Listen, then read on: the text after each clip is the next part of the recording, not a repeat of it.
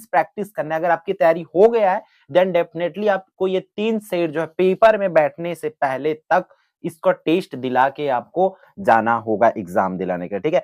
Complete board की pattern पे है तो ध्यान से इसको करेंगे भाई, ताकि आपकी जो तैयारी है उस पर बिल्कुल भी कमी ना आए।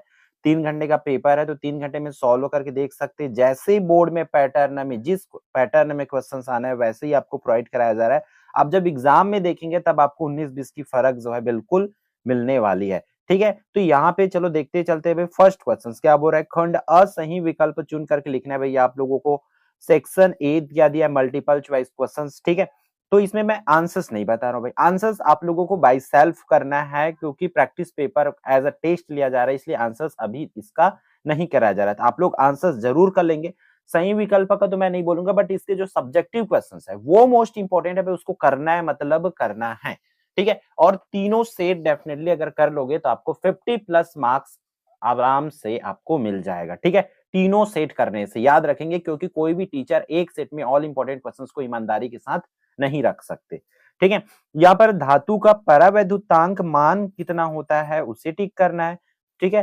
The dielectric constant of a metal is, इसको बताना है। फिर अगला प्रश्न है इसी पर भैया आप लोगों का, ताप बढ़ने के साथ अर्धचालक का प्रतिरोध क्या होता है। ताप जैसे बढ़ाएंगे अगर अर्धचालक है तो उसका प्रतिरोध क्या होगा, कम होगा, घटेगा, बढ़ेगा, उस चीज को आपको बताना है, ठीक है। फिर यहाँ पे देख लो नेक्स्ट पेज पर चले जाते हैं, हमारा तीसरा जो क्वेश्चन है, एक गतिमान स्वतंत्र आवेश उत्पन्न करता है केवल चुंबकीय क्षेत्र, केवल स्थिर विद्युत क्षेत्र, स्थिर विद्युत क्षेत्र एवं चुंबकीय क्षेत्र दोनों, इनमें से कोई नहीं, ये आप लोगों को बताना है बच्चों। क्लियर है। A moving free charge produces, क्या प्रोड्यूस करते हैं उसको करना है।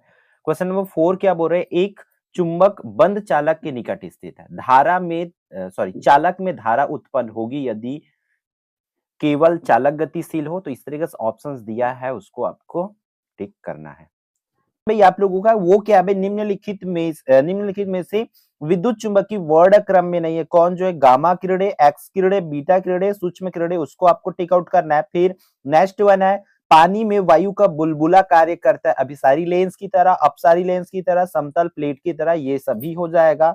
फिर क्वेश्चन नंबर 7 की बात करें तो प्रकाश विद्युत प्रभाव समर्थन करता है कण प्रकृति का, तरंग प्रकृति, द्वैत प्रकृति, विद्युत चुंबकीय तरंग प्रकृति, इस तरीके से आप लोगों को जो है करना है। 8वां की बात करें तो प्रकाश का ध्रुवण निम्न में से किस तरंग में नहीं होगा, ध्वनि, एक्स तरंग, गामा तरंग, लघु तरंग, इस तरीके से बोला गया।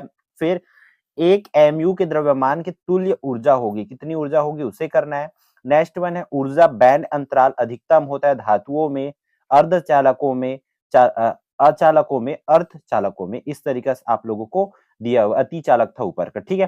तो इस तरीके से जो क्वेश्चन है आप लोगों का आपका पेपर में भी आएगा, इसी पैटर्न में आएगा, इसलिए आप जो कंप्लीट दोनों मॉडल पेपर और ये प्रैक्टिस पेपर करके जरूर जाएंगे, ठीक है। प्रैक्टिस पेपर बच्चों लगा के जरूर जाना है भाई अच्छे से, ठीक है। खंड ब में अति लघुत्तरी प्रश्न दिया हुआ है, वेरी शॉर्ट आंसर, तो यहाँ पर भी आपको 1 मार्क्स वाले क्वेश्चन से 5 मार्क्स मिल जाएंगे, ध्यान से करेंगे। 2 बिंदु दिया हुआ है, Q1 और Q2 के बीच 2 बिंदु आवेश है ना, Q1 और Q2 के बीच लगने वाले बल की प्रकृति यदि Q1 Q2 जो है ग्रेटर स्मॉलर देन क्या है, 0 है, तब आप लोगों को बताना है, ठीक है। बल की प्रकृति लिखना है कि कैसा होगा, फिर चुंबकीय फ्लक्स क्या है उसका ऐसा ही मात्रक लिखना है, फिर चुंबकीय क्षेत्र में स्थित आवेश कितने बल का अनुभव करता है उसको करना है, ठीक है। फिर एक चीज याद रखेंगे, आप अगर आप लोगों को पूरे चैप्टर के इंपॉर्टेंट क्वेश्चन चाहिए तो भाई उसको ऐप में आप मिल जाएगा, या तो वीडियो डली हुई है, निचोड़ की वीडियो डली हुई है भाई, आप लोगों की डिमांड रहती है उसका मैं बता दूं, ऑलरेडी डली हुई है, आप वहां से भी भाई देख सकते हैं और अच्छे से अपनी तैयारी को जो है कर सकते हैं। चौथा क्वेश्चन क्या बोल रहा है, प्रिज्म से गुजरने पर किस रंग का विचलन अधिकतम एवं न्यूनतम होता है, ये आप लोगों को बताना है। फिर 5वां क्या दिया हुआ है भैया आप लोगों का, किसी अर्धचालक में प्रबल विद्युत धारा प्रवाहित की जाती है तो क्या होगा, ये आप लोगों को करना है। बोर्ड में भी इसी तरीका से आपको क्या लिखा रहेगा, एकलव्य आरपीएस की जगह वहां पे कोड लिखा रहेगा, ABCDEFG जो भी कुछ रहेगा वो लिखा रहेगा, देन ये नंबर सेम रहेंगे और PTO लिखा रहेगा, सेम इन्वायरमेंट आपको प्रोवाइड कराया जा रहा है, बहुत मेहनत से इन सब चीज को बनाया गया है। तो भाई जो भी क्वेश्चंस बताया जा रहा है उसको ध्यान से ढंग से अच्छे से प्रिपेयर कर लेंगे। चुंबकीय छड़ या तार की लंबाई L एवं चुंबकीय आघूर्ण एम है, इसे अर्धवृत्त में मोड़ देने पर इसका नया चुंबकीय आघूर्ण क्या होगा, ये करना है। थर्ड वन है प्रामाणिक प्रतिरोध बनाने के लिए मैग्नेटिन या कॉन्टेनन के तार का उपयोग किया जाता है, क्यों, इसे बताना है। फिर क्वेश्चन नंबर 4 क्या बोल रहा है, चुंबकीय क्षेत्र में स्थित धारावाही तार पर कार्य करने वाले बल के लिए व्यंजक लिखना है, यह बल अधिकतम कब होगा, ये भी बताएंगे। फिर क्वेश्चन नंबर 5 क्या बोल रहे हैं, स्वप्रेरण एवं अन्योन्य प्रेरण या प्रत्यावर्ती धारा एवं दिष्ट धारा या प्रतिघात एवं प्रतिबाध में दो अंतर लिखना है। अब देखो यहाँ पे एक्स्ट्रा क्वेश्चन रखा गया है, कोई एक ही आएंगे, स्वप्रेरण या अन्योन्य प्रेरण आ सकता है आपके एग्जाम में, प्रत्यवर्ती धारा या दिष्ट धारा आ सकता है, या प्रतिघात या प्रतिबाधा। तीन दिया हुआ है आपको, एक ही क्वेश्चन में रखा गया, इट मींस आपके प्रैक्टिस के लिए है भाई, उन तीनों में से कोई एक क्वेश्चन आपको बोर्ड एग्जाम 2026 में देखने को मिल सकता है। फिर अगला क्वेश्चन नंबर 6 बोल रहा है भाई तारे टिमटिमाते क्यों है, कारण आप लोगों को बताना है। फिर नेक्स्ट वन है question number 7, alpha beta gamma किरणें को मंदन एवं आयनीकरण के आधार पर घटते क्रम में लिखना है। फिर क्वेश्चन नंबर 8 क्या बोल रहे, एक अर्धचालक में डोपिंग क्या है, यह चालकता को कैसे प्रभावित करता है, इस चीज को आपको बताना है, ठीक है।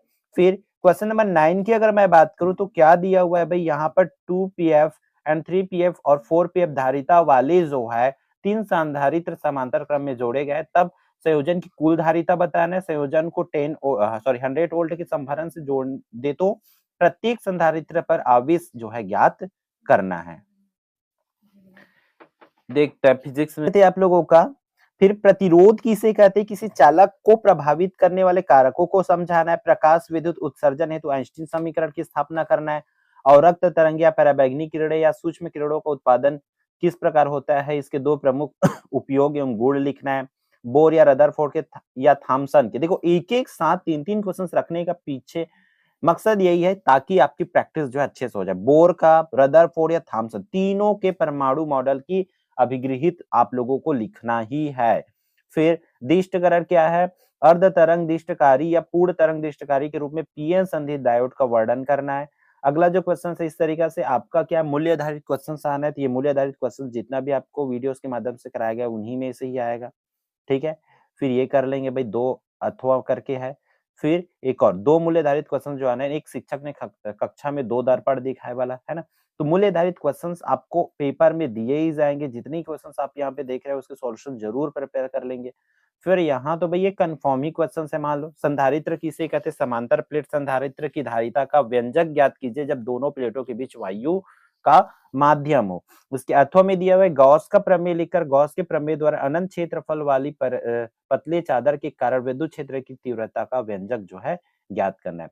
फिर चल कुंडली धारा मापी का वर्णन करना है, चित्र बनाना है, सिद्धांत एवं उसके कार्यविधि को बताना है। फिर इसके अथवा में दिया हुआ एम्पियर का परिपथीय नियम लिखे तथा इसकी सहायता से किसी धारावाही परिनालिका के अंदर चुंबकीय क्षेत्र की तीव्रता का जो है व्यंजक ज्ञात करना है।